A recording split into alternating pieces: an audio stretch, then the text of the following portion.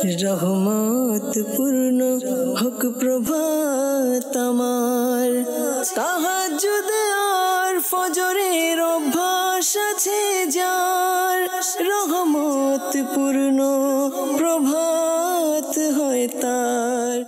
আলহামদুলিল্লাহি রাব্বিল আলামিন, আসসালাতু ওয়াসসালামু আলা সাইয়্যিদিল মুরসালিন, আম্মা বা'দ, আউযু বিল্লাহি মিনাশ শাইতানির রাজীম, বিসমিল্লাহির রহমানির রহিম। আসসালাতু ওয়াসসালামু আলাইকা ইয়া রাসূলুল্লাহ ওয়া আলা আলিকা ওয়া আসহাবিকা ইয়া হাবিবাল্লাহ। আসসালাতু ওয়াসসালামু আলাইকা ইয়া নবিয়াল্লাহ ওয়া আলা আলিকা ওয়া আসহাবিকা ইয়া নূরাল্লাহ। মাদানী চ্যানেলের দর্শক শ্রোতা, আলহামদুলিল্লাহ আবারও একবার উপস্থিত হয়েছি রহমতপূর্ণ প্রভাত অনুষ্ঠান নিয়ে। যে যেখান থেকে আমাদের অনুষ্ঠান দেখছেন, দূরে কিংবা কাছে, দেশে কিংবা প্রবাসে, সকল দর্শককে জানাই আন্তরিক মোবারকবাদ। আজকের অনুষ্ঠান রহমতপূর্ণ প্রভাত, ইনশাআল্লাহ তাআলা কোরআনে পাকের তেলাওয়াত শুনবো, পাশাপাশি এর তরজমাও দেখব। হামদে বারি তাআলা, নাতে রাসূল মকবুল সাল্লাল্লাহু আলাইহি সাল্লাম, আর আপনাদের কল SMS-গুলো থাকবে ইনশাআল্লাহ তাআলা। একটি বিষয় নিয়েছি আলোচনা করার জন্য, নেকির দাওয়াত দেওয়ার জন্য। তাও আপনাদের সাথে শেয়ার করব কোন বিষয় নিয়ে আজকে আলোচনা করছি তাও জানাবো। নবী রহমত শফি উম্মত সাল্লাল্লাহু তাআলা আলাইহি ওয়াসাল্লামের আলিশান ফরমান, যে ব্যক্তি দৈনিক আমার উপর 50 বার করে দুরূদ শরীফ পাঠ করবে, কিয়ামতের ময়দানে আমি তার সাথে মুসাফা করব।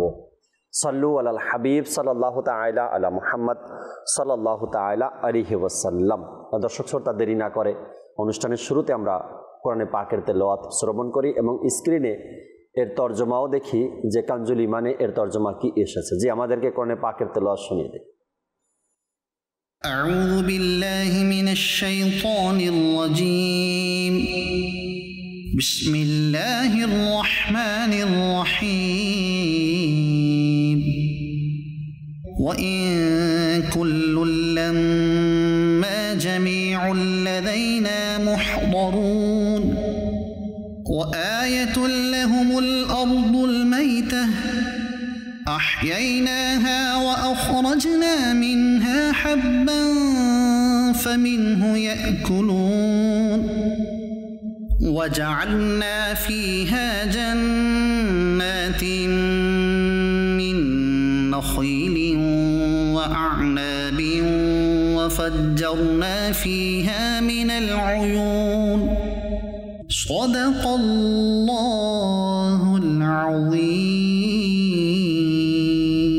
আল্লাহ তাবারক ওয়া তাআলা আয়াতে সমূহের মধ্যে আল্লাহ তাআলা কিছু রিজিকের ব্যাপারে, এখানে আঙ্গুরের ব্যাপারে, খেজুরের ব্যাপারে, সমুদ্রের ব্যাপারে আল্লাহ তাআলা ইরশাদ করেছেন। যদি আমরা কানজুল ঈমান অধ্যয়ন করতে পারি, পড়তে পারি, এবং এই আয়াতসমূহ নাজিল হওয়ার কারণ কি ছিল, কোন প্রেক্ষাপটে আয়াতগুলো নাজিল হয়েছে, এই বিষয়গুলো যখন জানতে পারবেন, বুঝতে পারবেন, দেখতে পারবেন, তখন আপনার ভিতরে কোরআনকে বলার, কোরআনকে শোনার, কোরআনকে বোঝার আগ্রহটা আরও বেড়ে যাবে।